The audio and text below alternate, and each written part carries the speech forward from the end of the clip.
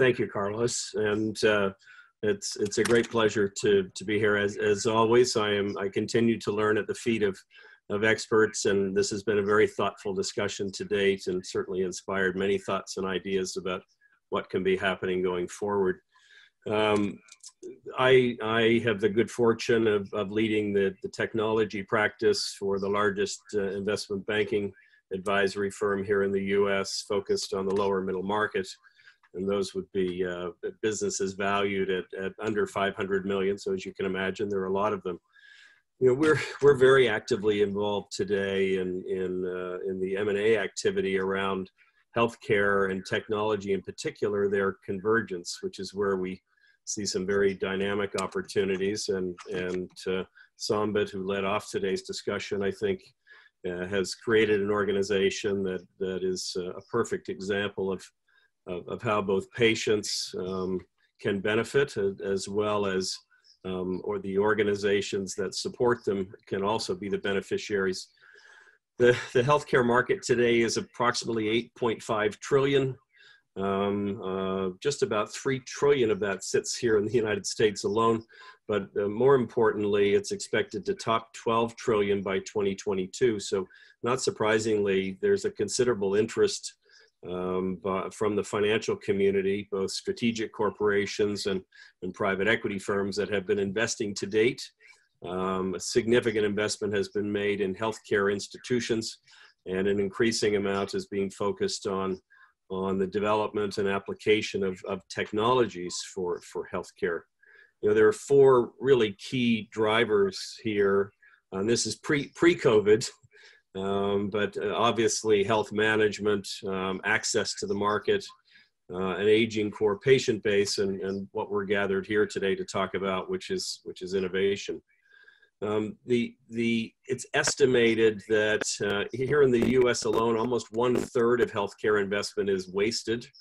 Miss and over-treatment, fraud, overspending, bloated administrative structures. So if we're going to find some balance and equality in the world as a whole, we're going to have to address that, and certainly technology can play a very significant role, because, you know, at its core, healthcare really is about gathering and deciphering and sharing information. It's about the information flow between patients and doctors, doctors and pharmacists, and so on. So this stream of facts and figures and experiences ultimately impacts the care of the patient and impacts those organizations that are providing that care. So, you know, the development of innovation specific to needs and wants of providers and patients is occurring across the world, and there are global applications. And this is before we enter into the dialogue that's so important today, which is, you know, how are we going to emerge? How are we going to reestablish this world that was largely without borders, as Jeffrey clearly points out, in a post-COVID environment? Well, of course, we're going to have to focus more on the assembly and the management and responsible use of data. You know, I referenced Q-Medic earlier, but the creation of businesses that will benefit all of us, it is one of the, you know, common denominators that all individuals share. We all need healthcare. So developing businesses that are considerate of the world of users, but that will provide incentive for investors, is paramount. So that comes back to that public-private need. So if without the incentive, without the profit opportunity, we're going to have to continue to appeal to the social will of individuals, and we know that is simply too altruistic. You know, looking at this today through the transhuman code lens, I think is even more important than it was, Carlos, when the book was published last spring. The core thesis of the transhuman code is that we have to keep the human at the center of gravity in that relationship between man, woman, and machine.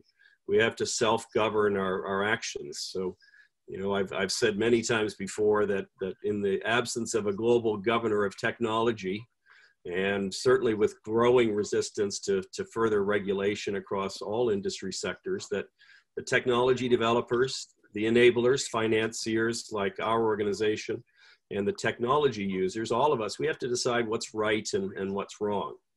You know, the management of our personal information has been and will continue to be an important part of our dialogue, and it is here today, and I think I know it will continue well beyond.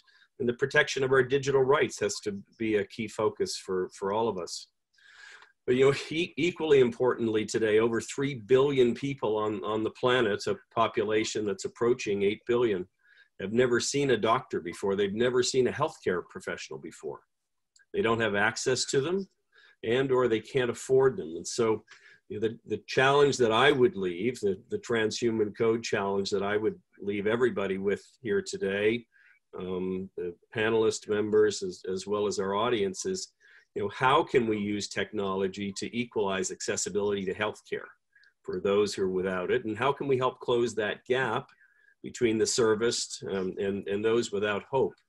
You know, we've all been witness to the significant advancements in finance, and we've been witness to the growth of, in some African countries, in just under a decade, from 2% of the population being banked to over 92% of the population being banked.